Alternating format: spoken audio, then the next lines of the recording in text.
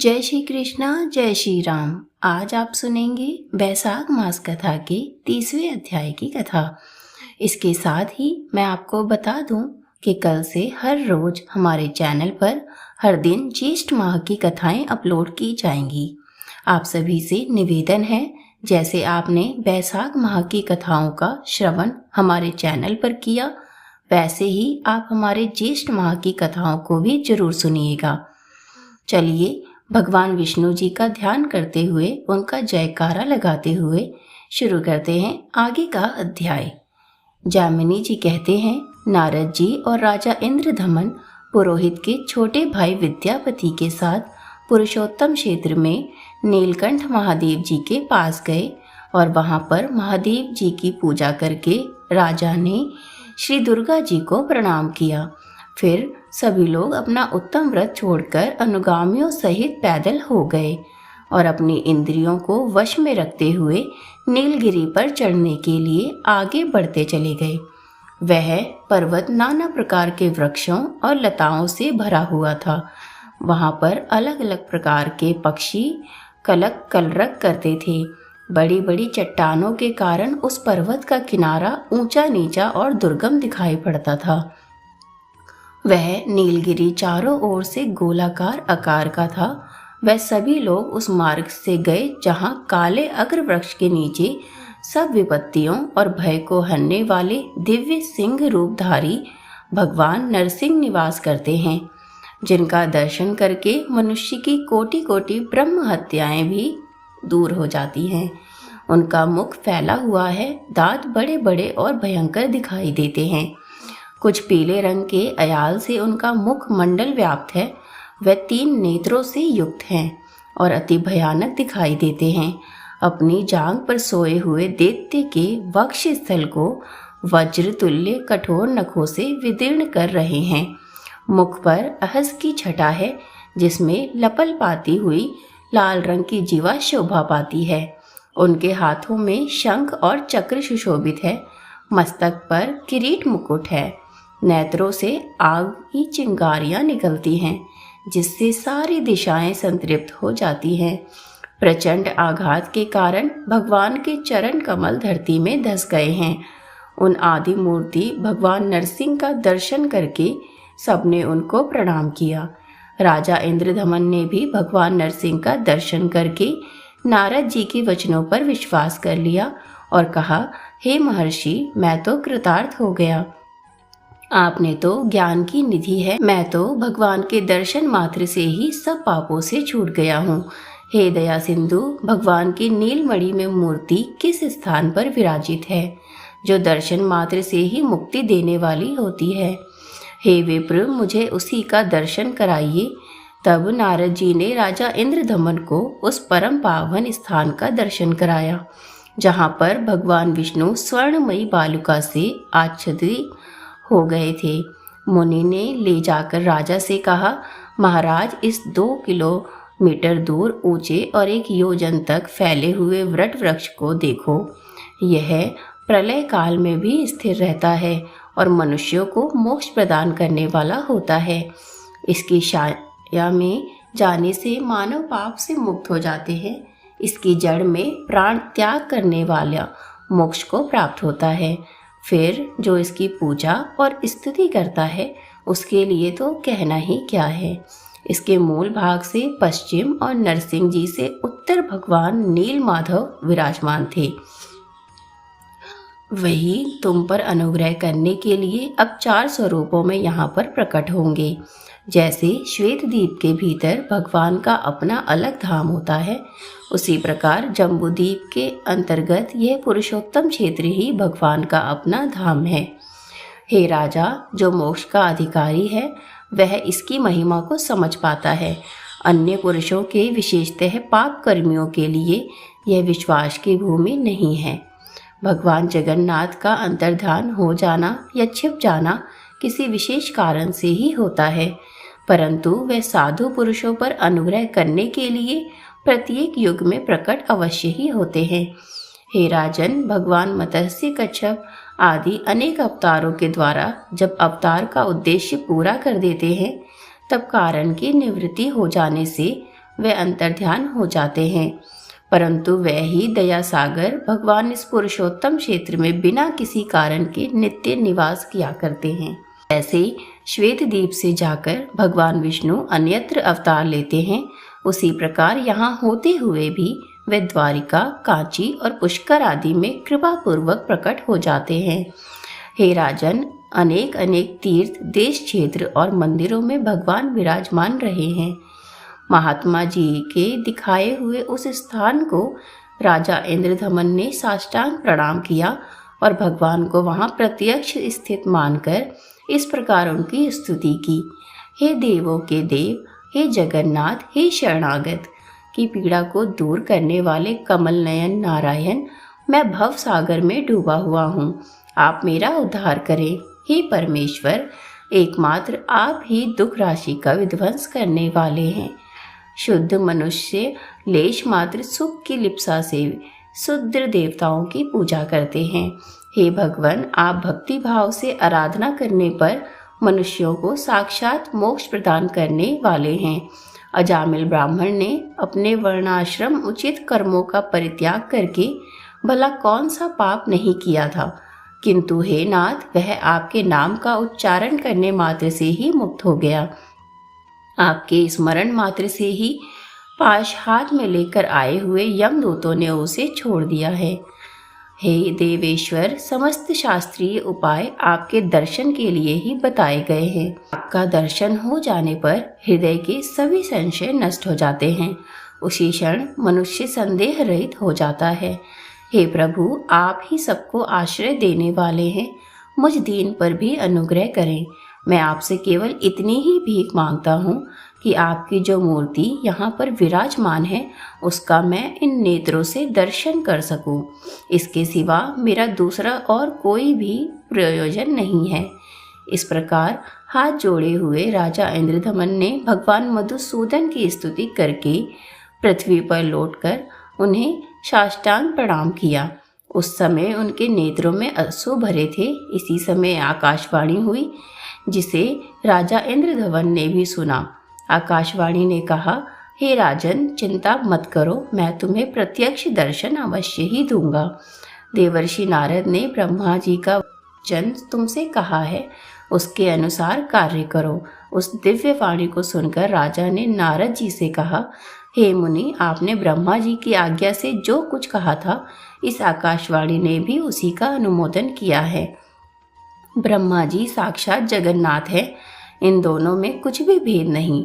आप ब्रह्मा जी के पुत्र हैं, आपका वचन भगवान का ही वचन है, अतः मुझे उसका प्रयत्न पूर्वक पालन अवश्य ही करना चाहिए।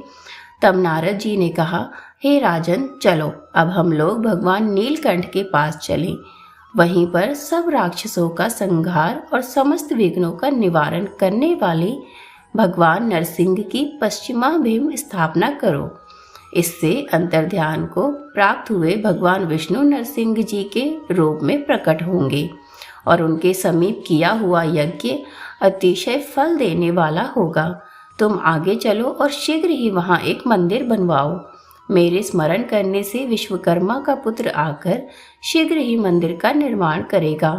भगवान नीलकंठ के 100 धनुष की दूरी पर जो बड़ा चंदन का वृक्ष है, उसके पश्चिम का स्थान क्षेत्र होगा। वहीं तुम्हें 1000 यज्ञों का अनुष्ठान करना है। तुम अभी जाओ, मैं 5 दिनों तक अभी यहीं पर रुकूंगा और इन ज्योति स्वरूप अनंत शक्ति संपन्न दिव्य नरसिंह भगवान की आराधना करके एक अर्ज विग्रह में इनकी प्रतिष्ठा करूंगा। वह उसमें प्राण, इंद्रिय और मन के साथ विराज। नारद जी की बातें सुनकर राजा इंद्रदमन चंद्र वृक्ष के पास गए। वहां पर उन्होंने विश्वकर्मा के पुत्र सुगत को उपस्थित देखा। सुगत राजा को देखकर हाथ जोड़कर कहने लगे, हे देव, मैं शिल्प शास्त्र का ज्ञाता हूँ और इस समय आपके परम सुंदर नरसिंह भवन का निर्माण करूँगा।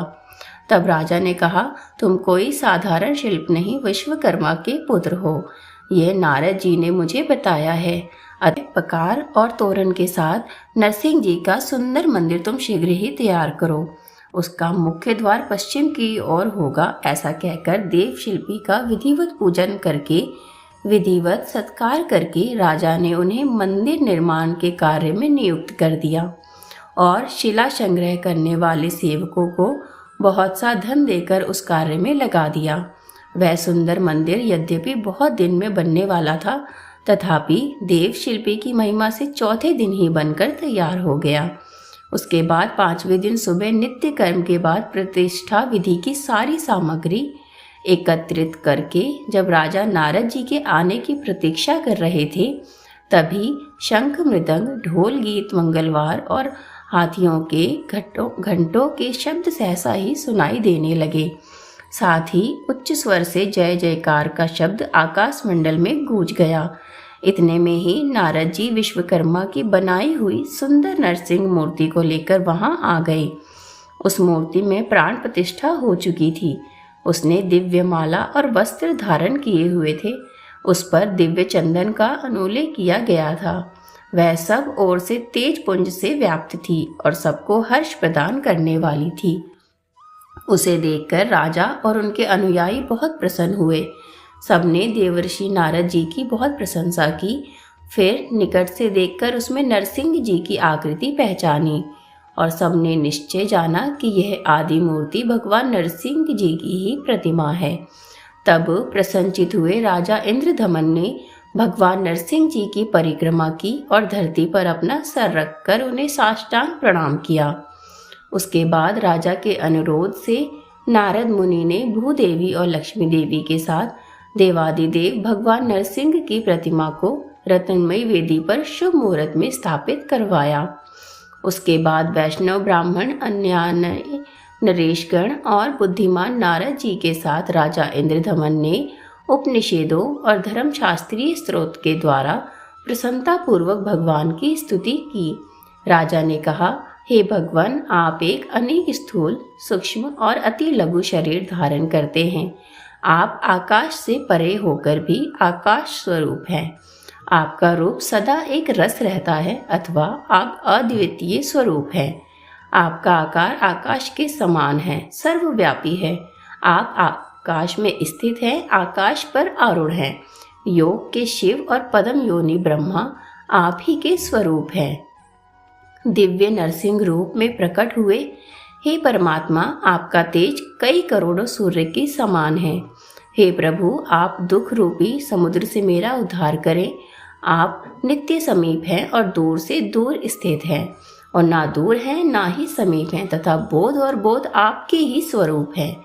आप यज्ञ के भी यज्ञ हैं और ज्ञान गम्य होते हुए भी अगम्य हैं। माया से अतीत है, आप तक किसी भी प्रमाण की पहुंच नहीं, तो भी लोग अनुमान से आपके विषय में विचार करते हैं। आप सबके आदि हैं, सबके कर्ता हैं, सबको अनुमति प्रदान करने वाले, सबका पालन और संहार करने वाले। हे विश्व साक्षी, आपको मेरा नमस्कार है। आप ज्योति स्वरूप, ज्ञान रूप, प्रकाश पुंजवकार और सृष्टि के हेतु हैं। दुखों के विनाश करने के एकमात्र कारण होकर भी आप वस्तुतः कारण नहीं हैं। आप सबसे पहले प्रकट हुए हैं। हे स्वामिन, आप मुझे अपने चरणाविंद की श्रेष्ठ भक्ति प्रदान करें, जो चारों पुरुषार्थ की मूल कारण मानी गई है। भक्तों के विष्ट मनोरथ को पूर्ण करने वाले आप भगवान नरसिंह की मैं शरण लेता हूँ। आपके चरणों का आश्रय लेने वाले, लोगों की पाप राशि का विनाश करने वाले हे दया सागर श्री नरसिंह जी, मैं आपको प्रणाम करता हूँ। यह तीनों लोग जिनके उदर में स्थित हैं, मैं उन नरसिंह देव को प्रणाम करता हूँ। दीनों पर दया करने वाले हे विष्णु, आपको नमस्कार। आप मुझ अनाथ की रक्षा करें। मैं अपने इस चर्म चक्षु से आपके दिव्य स्वरूप का दर्शन कर सकूं, ऐसी मुझ पर कृपा करें। आपकी कृपा से मेरे हजारों अश्वमेघ यज्ञ निर्विघ्न पूर्ण हो गए।